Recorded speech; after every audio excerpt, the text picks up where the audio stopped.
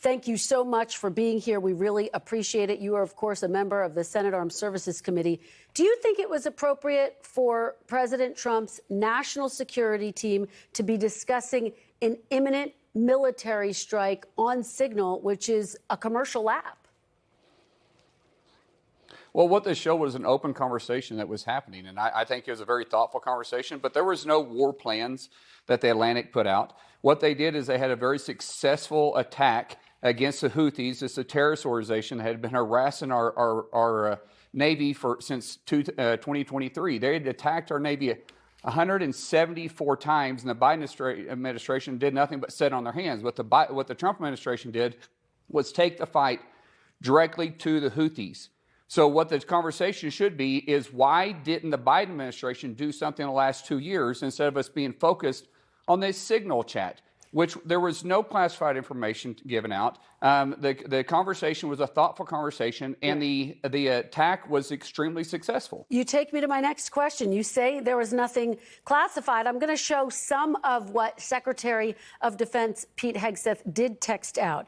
Here's a little sample. 12:15 Eastern Time. F-18s launch first strike package. 14:15. Strike drones on target. This is when the first bombs will definitely drop, pending earlier trigger-based targets. 15:36. F-18 second strike starts. Also, first sea-based Tomahawks launched. Those are specific times and weapons. And later, there's a discussion about target details. Senator, if that's not classified information, what is? Tell me where the location was at. What part of the region was it at? What part of the world was this at? We have a lot of conflicts, a lot of issues going on around the world, from Africa to anywhere in the Middle East to even in Asia or possibly through Europe. This could have been going on any place in the world. There was no specific information except that a target was going to be hit. We have terrorist organizations coming after the United States everywhere because the Biden administration has done nothing for 4 years. Instead of having peace through strength like President Trump is leading, they try to do it appeasement, and what happened is these rogue regimes and terrorist organizations have taken advantage of it. What happened here is President Trump took the fight to our enemies, which should have happened a long time before. What is wrong with the conversation that is going place? In fact, why are we focused so much on this? Why didn't we focus on the 13 service members that was killed in Afghanistan? There was no outcry or anybody resigning from there. What about the idea that when Secretary Austin went MIA for a surgery and went completely offline? No one was talking about him resigning, but the left has completely lost their mind over a good conversation, and that was an absolute successful mission. And they can't let it go because President Trump is leading the world again. Senator, what's your message to service members and their family who may feel like officials in this chain were careless with information that could have put their loved ones' lives at risk? I think the numbers speak for themselves. We've had record numbers of new recruits coming in the service since President Trump has taken office. The morale is through the roof because people are finally saying President Trump has taken the fight to our enemies rather than sitting back and apologizing and focus more on DEI than actual lethality, which is what our service members want to do. They want to sign up for what they did, protect American rights, and go after those enemies that want to come and harm Americans. Let me ask you, I had a conversation with President Trump just this morning, Senator, and I want to ask you about some of what we discussed. He told me he is, quote, angry and pissed off at Russian President Putin for disparaging Ukrainian President Zelensky, saying that's moving in the wrong direction. President Trump saying he feels peace talks are moving in the wrong direction. He's threatening the possibility of secondary tariffs on Russian oil if he feels as though things aren't getting back on track. Would you support tariffs of 25 to 50% on Russian oil? Absolutely. President Trump has been very clear from day one, and even when he was running for campaign or running for office, he was saying he wants to stop the killing, full stop.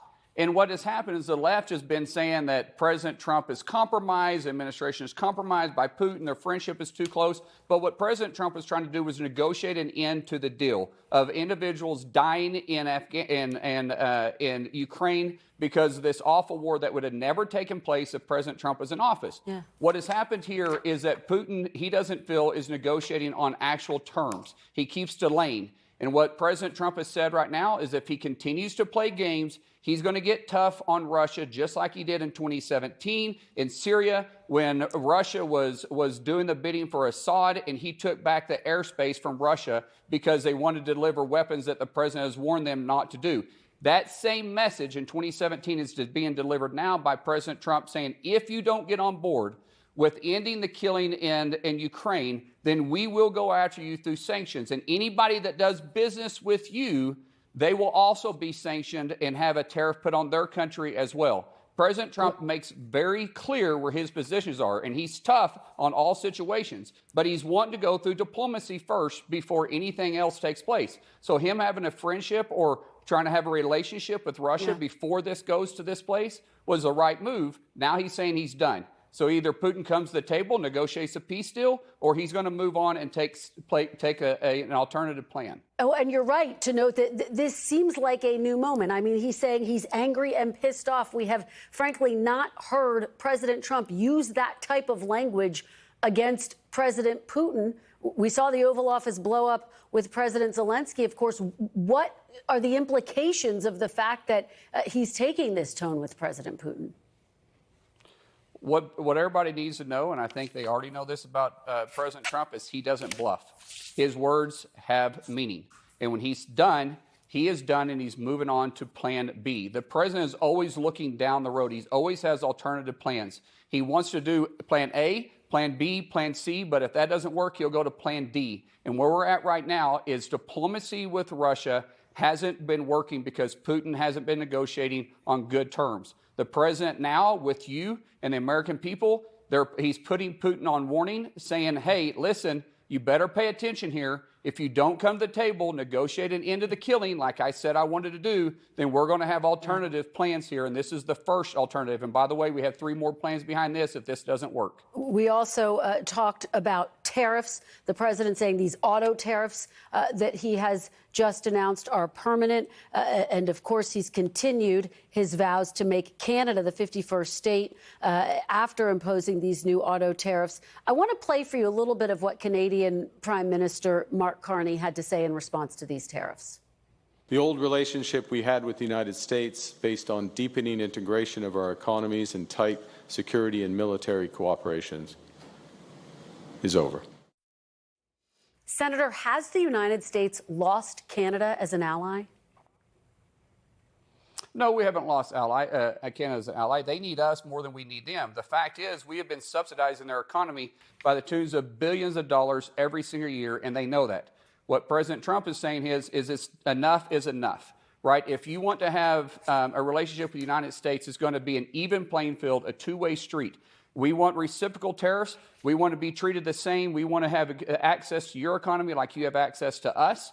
And if you want to have fair and balanced trade, then that's fine. But our economy is not subsidizing your economy anymore. What Canada knows is that the United States have given them a sweetheart deal for them to have access to us, access to our economy. At the same time, we protect them. Now, they do fight with us. They are an ally of us in every war that we've had. We appreciate that. But at the same time, we need to be treated equally. And if they don't want to come to the negotiating deal and realize that we are in this fight together, our economies, our border, national security means national security for all America, not just the United States.